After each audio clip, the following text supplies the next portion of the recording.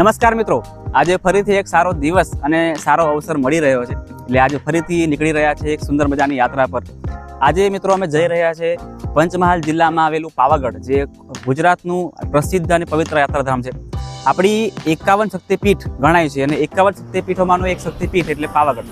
સાહેબ, પાવાગઢમાં જઈને ત્યાંનો ઇતિહાસ શું છે, ત્યાંનું ધાર્મિક મહત્વ શું છે, ત્યાં કઈ કઈ જગ્યાએ કઈ કઈ વસ્તુ આવેલી છે, એ બધીની વાત આપણે આ વિડીયોમાં કરવાના છે। મિત્રો, આખો વ્લોગ આપણે બનાવી રહ્યા છે। આ વ્લોગને પૂરેપૂરો જોજો, તમને ખૂબ જ મજા આવી જવાની છે અને ઘણી બધી માહિતી તમને આ વિડીયો થકી જાણવા પણ મળવાની છે। મિત્રો, જે પાવાગઢ જે છે ને એ વડોદરાથી આશરે 60-70 કિમી જેટલું અંતરે આવેલું છે। તો આખો સફર આપણે ખેડવાના છે, કઈ જગ્યાએથી પાવાગઢ તમે જઈ શકો છો, આ બધી વાતો આપણે આ વિડીયોમાં કરવાની છે। તો મિત્રો, વિડીયો પૂરેપૂરો જોજો, તમને ખૂબ જ મજા આવી જવાની છે।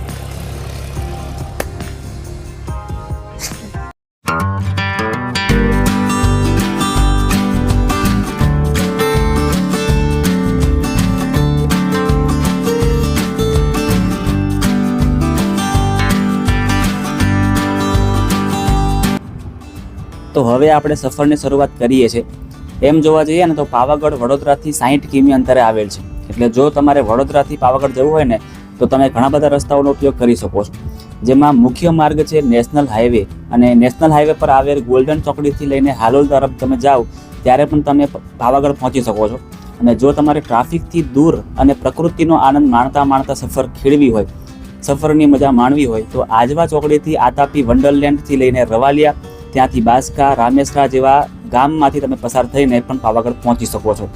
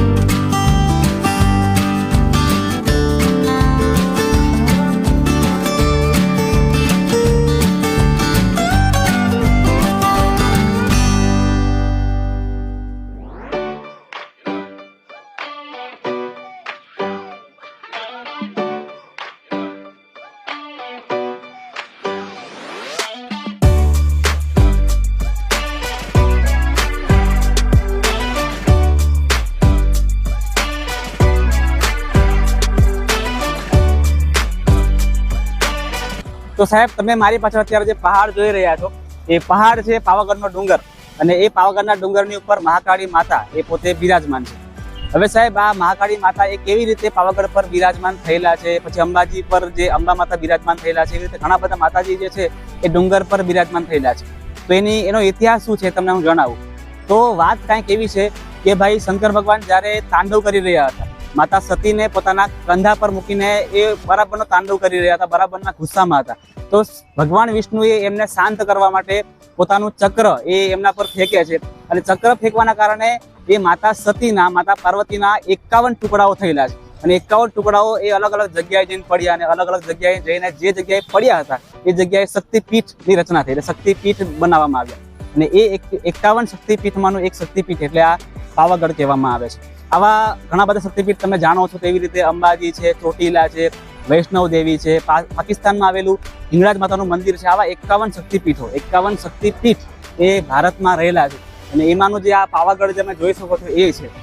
આ જે ડુંગર છે સાહેબ, એ વિંધ્યાચલ પર્વત શ્રેણીનો એક ભાગ ગણવામાં આવે છે કે ભાઈ વિંધ્યાચલની એક આખી પર્વત શ્રેણી અને એમાંનો એક આ ડુંગર એ આ આપણો પાવાગઢનો ડુંગર, કે જે મિત્રો અગન ડુંગર પણ કહેવામાં આવે છે, કે જે જ્વાળામુખીમાંથી બનેલો ડુંગર છે.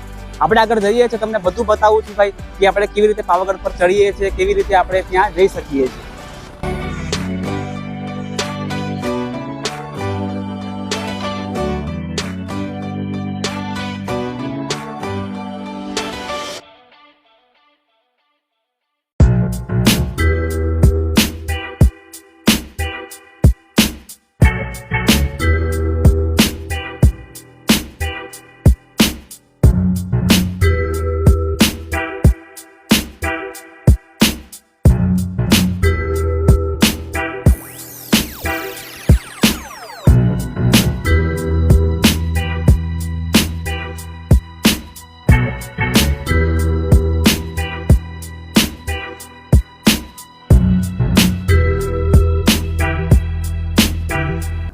પાવાગઢના મંદિરે પહોંચવાના 3 વિભાગ છે.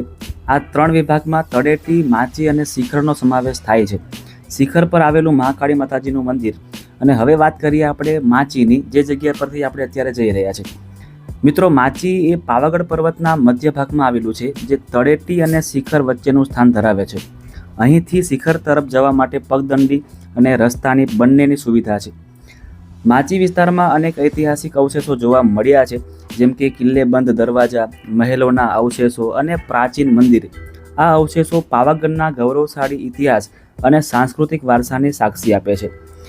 માચીની આસપાસના પ્રાકૃતિક દ્રશ્યોનું અવલોકન કરવું એ પણ એક અનોખો અનુભવ છે. અહીંથી પર્વતના અન્ય ભાગો અને તળેટીનું દ્રશ્ય મનમોહક છે, જે અહીં આવતા યાત્રાળુઓને શાંતિ અને આનંદની અનુભૂતિ કરાવે છે.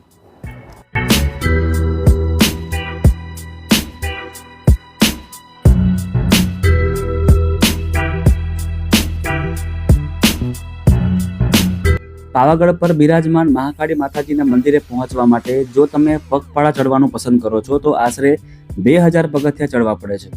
આ પગથિયાઓ પાવાગઢના પર્વતની ઊંચાઈ, જે લગભગ 800 મીટર છે, ત્યાં સુધી પહોંચે છે. પણ જો તમે રોપવે દ્વારા જવાનું પસંદ કરો છો તો તમે ત્યાંના મધ્યબિંદુ સુધી પહોંચો છો, જ્યાંથી મંદિર સુધી પહોંચવા માટે ફરી તમારે 250 પગથિયા ચડવા પડે છે.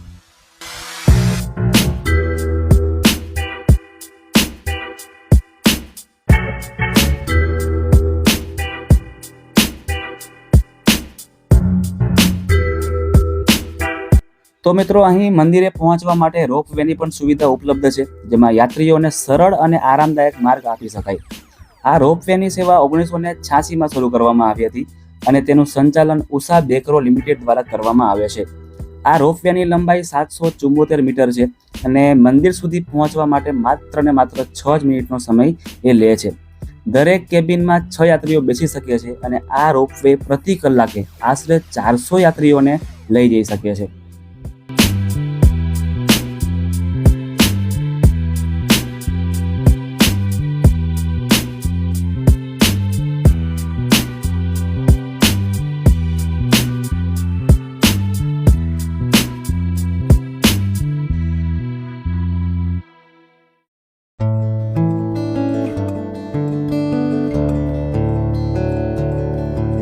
મંદિરનો ઇતિહાસ 1000 વર્ષથી પણ જૂનો છે.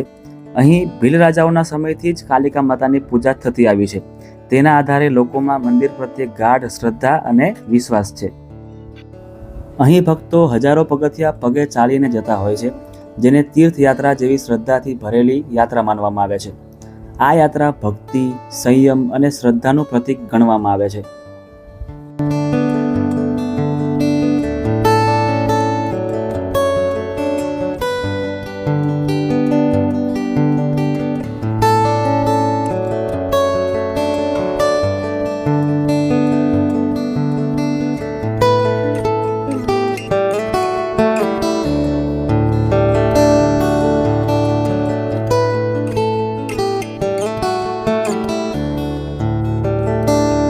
પાવાગઢ પર આવેલ મહાકાળી માતાજીનું મંદિર એ માત્ર મંદિર નહીં પણ એક વિશ્વાસનું કેન્દ્ર છે, જ્યાં લોકો શ્રદ્ધા, આશા અને ભક્તિ લઈને આવે છે. માન્યતા એવી છે કે માતા બધાની મનોકામના પૂરી કરે છે. નવરાત્રી દરમિયાન અહીં વિશાળ મેળો ભરાય છે. લાખો ભક્તો અહીં માતાજીના દર્શન માટે ઉમટી પડે છે. આ ભક્તિસભર વાતાવરણ પાવાગઢ મંદિરની આસ્થા અને લોકવિશ્વાસને વધારેમાં વધારે મજબૂત બનાવે છે.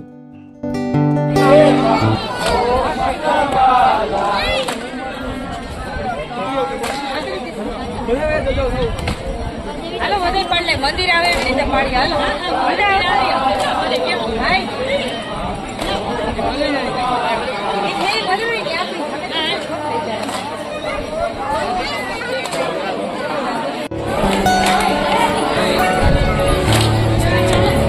મંદિરના પટાંગણમાં અત્યારે સાહેબ કેટલાક માય ભક્તો ગરબાનો આનંદ લઈ રહ્યા છે. તમે જોઈ શકો છો તેવી રીતે દર્શન અમારા કમ્પ્લીટ થઈ ચૂક્યા છે અને મંદિરના પટાંગણમાં અત્યારે ઊભા છે.